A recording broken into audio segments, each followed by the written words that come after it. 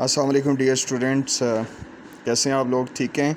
आज हम एक ऐसा क्वेश्चन डिस्कस करने लगे हैं जिसके बारे में स्टूडेंट्स नॉर्मली कंफ्यूज रहते हैं, और ये एक ऐसा क्वेश्चन है जो कि बोर्ड एग्ज़ाम्स में एज एन एमसीक्यू नॉर्मली पूछा जा सकता है और पूछा जाता है। और इसी chances of being in the board exams, इस पॉइंट को और इस आइडिया को हमें डिस्कस करना चाहिए। कोई इतनी मुश्किल बात नहीं है।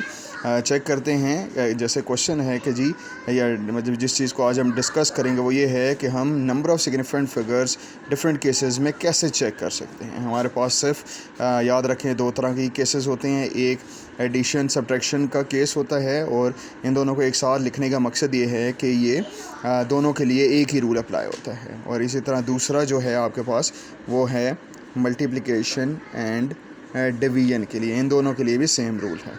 तो इसी वजह से मैंने इधर से एडिशन की एक एग्जांपल ली और यहाँ पे मल्टीप्लिकेशन की एग्जांपल ली है। यहाँ पे अगर आप देखें तो आपको नज़र आ रहा है कि दो नंबर्स हैं जिनको हम आपस में प्लस कर रहे हैं, 2.42 एंड प्लस 1.1। सो याद रखें, for the case of addition and subtraction, for the case of addition and subtraction we need to just check कि जो हमने नंबर्स को आपस में प्लस करना है या माइनस करना है, उनमें से किस नंबर के पास डॉट के बाद, डेसिमल के बाद कम से कम डिजिट्स हैं। यहाँ पे अगर आप देखें तो 2.42 के पास डॉट के बाद ये 2 डिजिट्स हैं, ठीक है। और वेयर एज़ 1.1 में डॉट के बाद, डेसिमल के बाद आपको जस्ट एक सिंगल डिजिट नज़र आ रहा है। तो इसका मतलब है कि आपके पास ये जो नंबर है 1.1, इसमें डेसिमल के बाद एक डिजिट है। तो हमारे जो आंसर है उसमें भी हमने डेसिमल के बाद एक ही डिजिट रखना है। तो हमें यहाँ से ये पता चल गया कि अगर एडिशन का केस होगा और सब्ट्रैक्शन का केस होगा, हमने जो नंबर जिनको ऐड या सब्ट्रैक्ट कर रहे हैं उनमें सिर्फ चेक करना है कि किस नंबर के पास डेसिमल के बाद कम से कम डिजिट्स हैं। तो उतने ही डिजिट्स हमारे आंसर में भी डेसिमल के बाद होने चाहिए। जैसे यहाँ पे हमारे पास आंसर आएगा कैलकुलेटर पे 3.52, तो हमारे रूल के अकॉर्डिंगली डेसिमल के बाद एक डिजिट होना चाहिए। तो यहाँ पे हमने राउंड ऑफ किया, 2 इज़ लेस देन 5, तो ये कैंसिल आउट हो जाएगा एंड 5 रिमेन्स 5, तो we get an answer of 3.5, ठीक है। तो यहाँ पे मैंने रूल लिख भी दिया है कि for the case of addition subtraction 1 digit after the decimal is allowed, ठीक है।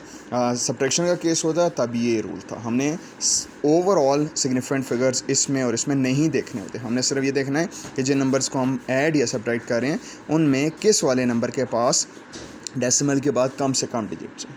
गॉट इट जी। अच्छा, अब हम देखते हैं मल्टीप्लिकेशन डिवीजन का केस। इन दोनों के लिए भी सेम केस है। ये दो नंबर्स आपको नज़र आ रहे हैं जिनको हमने मल्टीप्लाई किया। तो याद रखें, for the case of multiplication and division हम टोटल जो दो नंबर्स हैं जिनको हम मल्टीप्लाई करें, इवन 3 नंबर्स हों या 4 नंबर हों, वो मल्टीप्लाई हो रहे हों, डिवाइड हो रहे हों, उनमें सारे नंबर्स को एट अ टाइम आप देखते हो कि total least number of significant figure किस वाली एंट्री के अंदर है,